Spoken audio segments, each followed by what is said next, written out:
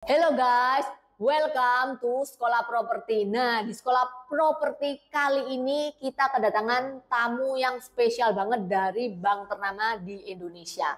Mungkin boleh diperkenalkan dulu, Pak? Ya, halo, saya Chandra dari KPR BCA. Saat ini saya sebagai Kepala Penjualan KPR BCA yang handle area Surabaya dan sekitarnya. Nah, untuk topik kita kali ini di Sekolah Properti yaitu tentang KPR Express nih, Pak. Nah, kan banyak banget developer itu yang mengeluarkan KPR Express dan juga KPR reguler. Nah, mungkin you friends di sini pada nggak tahu nih Pak, bedanya dari KPR Express dan KPR reguler itu apa. Tapi sebelum itu mungkin bisa dijelasin dulu KPR Express itu apa gitu Pak. Ya, jadi gini, kalau KPR Express artinya pada saat kita sudah melakukan pemilihan unit dan melakukan pembayaran tanda jadi, kita bisa langsung memproses KPR-nya dan begitu selesai KPR itu disetujuin, maka teman-teman bisa akad kredit langsung. Oh, itu yang KPR Express-nya. Betul, sedangkan kalau KPR reguler, biasanya developer akan memberikan beberapa tambahan waktu untuk melakukan pencicilan DP. Oh, jadi kalau di reguler itu ada cicilan DP-nya, sementara kalau Express tuh 0 DP ya Pak? Iya, salah satunya seperti itu. Nah, tujuannya kenapa nih dari beberapa bank itu salah satunya juga Bank BCA ini kok sampai diadakan KPR Express? Apakah itu menguntungkan buat para calon customer yang mau membeli rumah untuk para gen milenial ataupun mungkin orang-orang yang kayaknya kalau mau beli rumah ini DP-nya itu besar banget mana? KPR Express ini ada sisi positifnya, di mana buat teman-teman yang memang berencana untuk membeli rumah, yang mungkin selama ini yang menjadi pertimbangan adalah biaya-biaya yang harus disiapkan atau DP yang harus disiapkan. Nah, developer membuat program KPR Express ini sehingga biaya-biaya tersebut itu bisa disubsidi atau dihilangkan. Subsidinya itu kurang lebih sampai berapa Pak? Kira-kira misalnya nih, kalau sekitar rumah 1 M itu sekitar berapa? Kurang lebih dari kalau misalnya pakai KPR Express itu Pak. Kurang lebih lah. Ya, bervariatif ya. Dari puluhan juta sampai ratusan juta juga ada. Ada yang bahkan hanya membayar tanda jadi saja sudah cukup. Jadi mungkin tanda jadinya misalnya cuman 15 juta atau 20 juta udah itu aja, terus sama mungkin biaya notaris ya Pak ya. Kemudian langsung bisa mengikuti KPR Express dari bank tersebut. Betul. Menarik juga ya ini ya. Nah, mungkin juga bisa dijelasin nih Pak, kira-kira syaratnya kalau ini you friends semuanya yang juga mau membeli rumah ataupun nanti kedepannya ada tertarik nih, apa aja sih syarat dari KPR Express tuh Pak? Syarat yang terutama ya, teman-teman itu harus punya BI checking yang clear.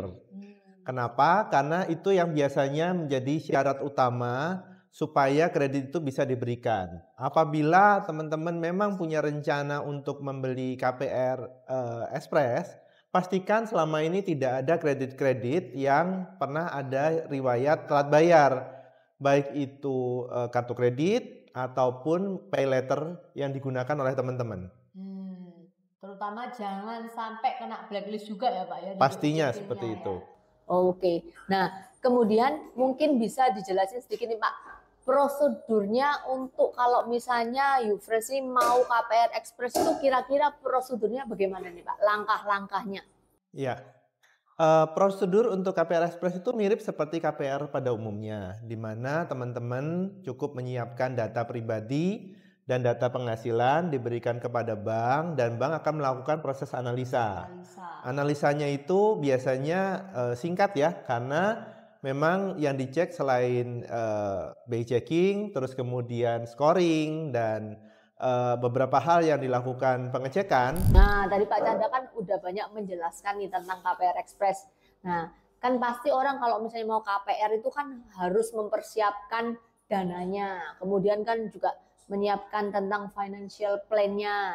Nah, ini kemudahan-kemudahan untuk KPR Express tadi juga udah Pak Chandra jelasin. Nah, kira-kira Pak Chandra sebagai perwakilan dari bank punya tips dan juga trik nggak untuk calon debitur yang pengen banget untuk menggunakan KPR Express? Ini bisa Iya. dijelasin. You friends, jadi kalau kita mau ngambil KPR Express, kita harus mempersiapkan keuangan kita. Kalau misalnya kita mendapatkan kredit, itu berarti kita punya komitmen jangka panjang sampai kredit itu selesai.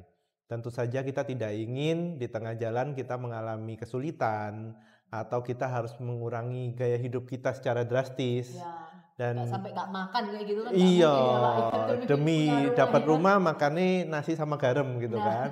itu dia kan darah tinggi nanti. Nah, betul.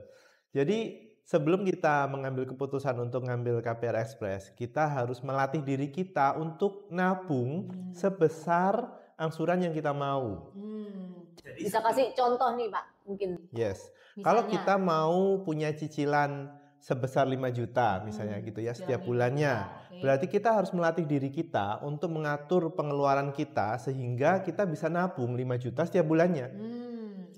Itu yang bisa kita jadikan alokasi nantinya untuk membayar angsuran.